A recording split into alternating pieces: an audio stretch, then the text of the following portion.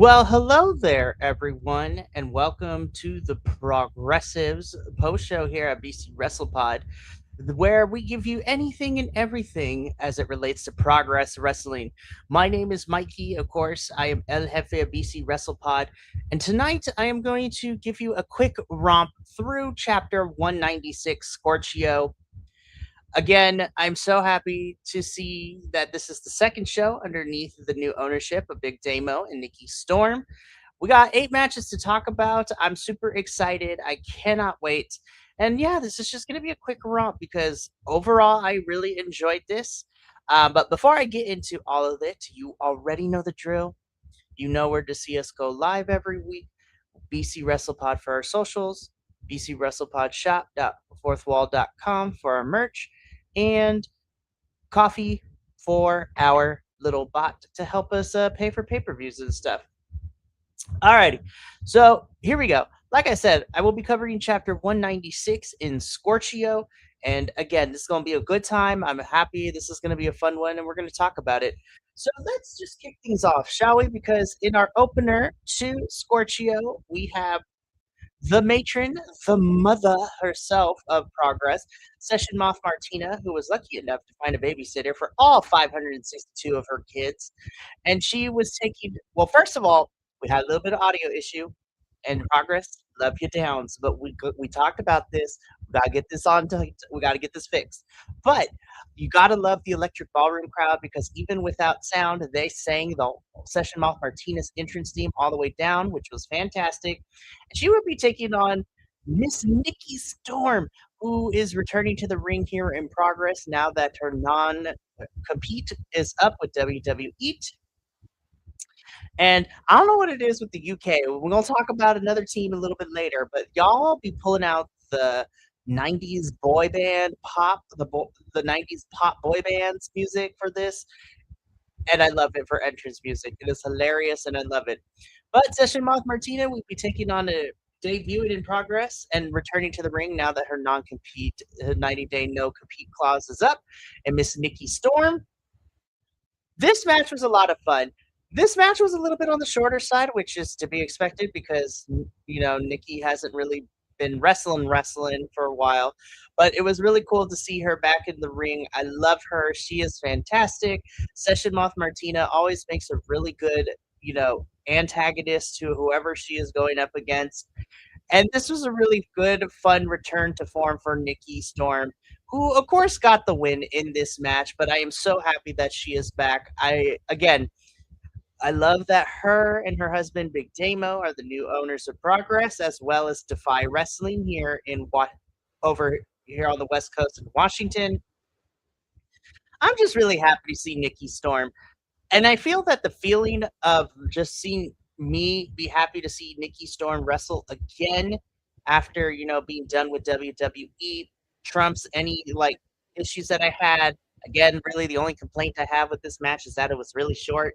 But other than that, man, it's really fun to see Nikki Storm. Session Moth again makes a really good heel, really fun stuff. Nikki picks up the victory, and I would like to see more of her, please, Progress. Bring her back. Or keep having her matches, I should say. Anyways, moving on to our next match, the second match of the evening, which was just as entertaining, y'all, because this was so much fun too. We have Scott Oberlin versus everybody's favorite bald YouTube personality and wrestler, Mr. Simon Miller. Now, I have talked on previous Progress episodes about Scott Oberman and his presentation, which I really still dig. There's an air of mystery to Scott Oberman's and just craziness. But it's been really cool to see Scott kind of break that facade a little bit, especially because he's been on a constant losing streak. Now, so before the match even started, Simon Miller comes down. He interrupts Scott Oberman. He talks about how, Scott needs to get a life. Scott needs to show some enthusiasm because he doesn't understand why Scott has such a problem with Simon Miller.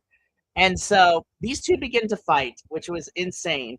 And this was a really fun match, another good one. Again, Simon to me has been putting in the work, and I love seeing him consistently now on Progress, which makes me super happy.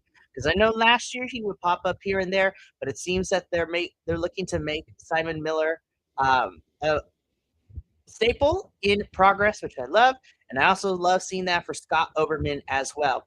Now, Simon Miller does pick up the victory here, but what makes this even crazier at the very end, Simon Miller grabs a little bit of Scott Oberman's hair, glues it onto his head, and I'm just trying to figure out what in the world is happening.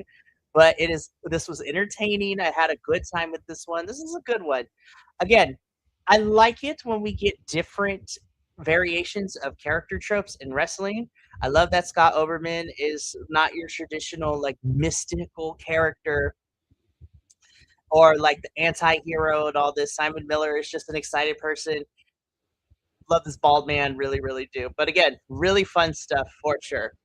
And our third match of the one, and I'm gonna be honest, probably well, the first half of the show, this is probably my favorite match of the first half of Scorchio.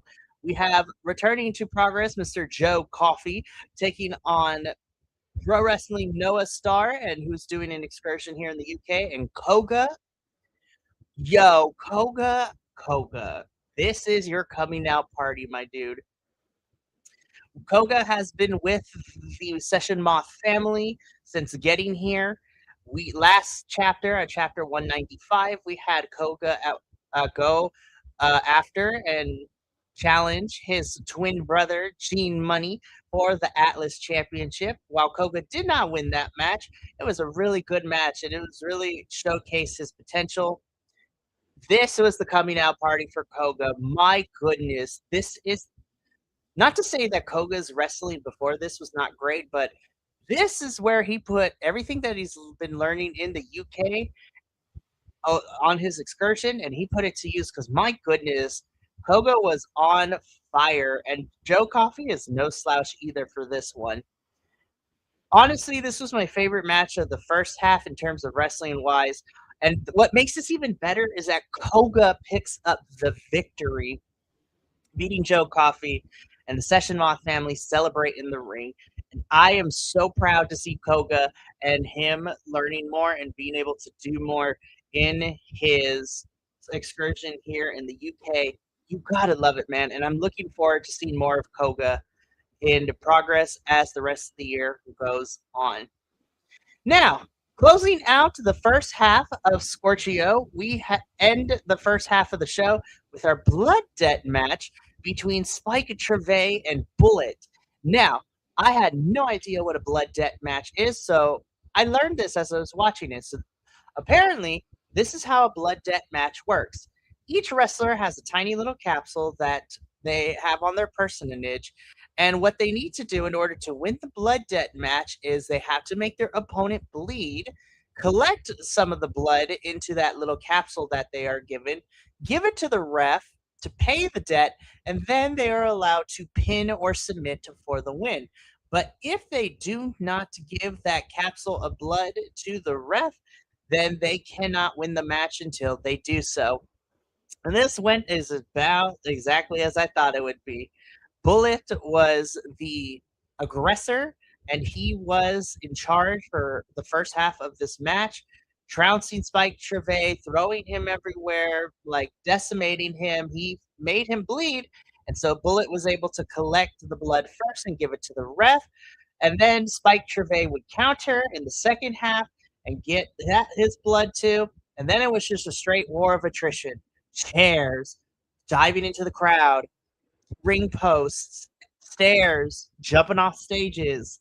This had everything. And yeah, this match was a lot of fun. I was a little surprised to see it clock under like 13 minutes at least, but it was still a pretty good one. Again, timing is the only thing I really have a big complaint about. But my goodness, for a blood debt match, for the first of its kind, according to commentary, that this is the first match of its kind in Progress, I really did enjoy it. You know, I like when wrestling tries new things. Spike Gervais would end up being the victor in this match, and I think this is it. I think we're done with the Spike Gervais and Bullet feud for now. Spike Gervais can put Bullet in the background from now because I'm going to talk about Spike when we get to our main event because I think we might be setting him up to be our new challenger for our Progress Men's Champion. Also, sidebar. I like Spike Gervais' interest theme. Rory is one of my favorite singers in the EDM scene, and her song for Spike Gervais' entrance, which the song is called "In the Bible." Really good stuff. I actually really enjoy it. But yeah, this was a really fun match to end the first half. Again, blood debt match, first of its kind in progress. Um, yeah, again, I like when wrestling tries new things, and I'm excited to see where the Vultures Mike Gervais goes from here. We get a little bit of a break, and when we come back, we open up the second half with this match. And honestly, this is a really good match, y'all. I highly recommend you go see this tag team match. So we have the Velocities taking on CPF. These two teams are very new to me.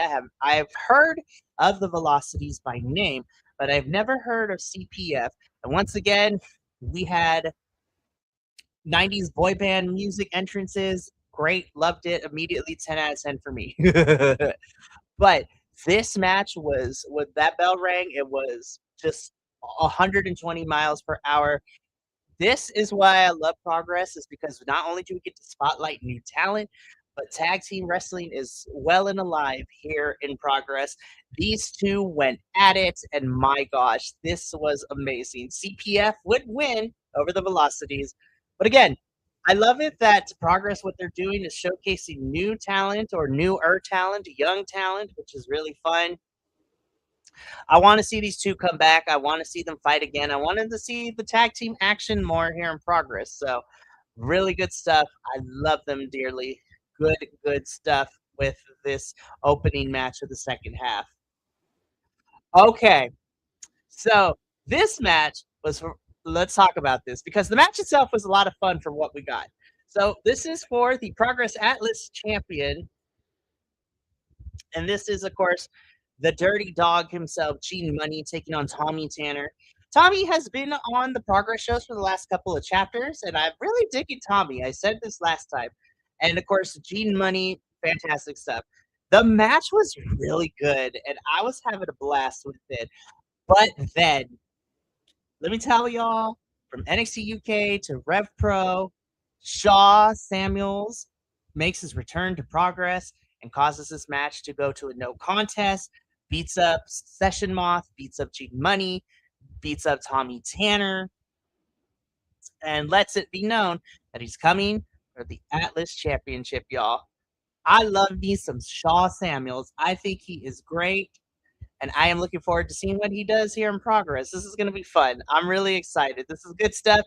And because this ended up being a no contest, and with Shaw Samuels getting involved, at chapter 197, Wrestling Over Everything next month, we're going to have a fatal four-way for this Atlas Championship.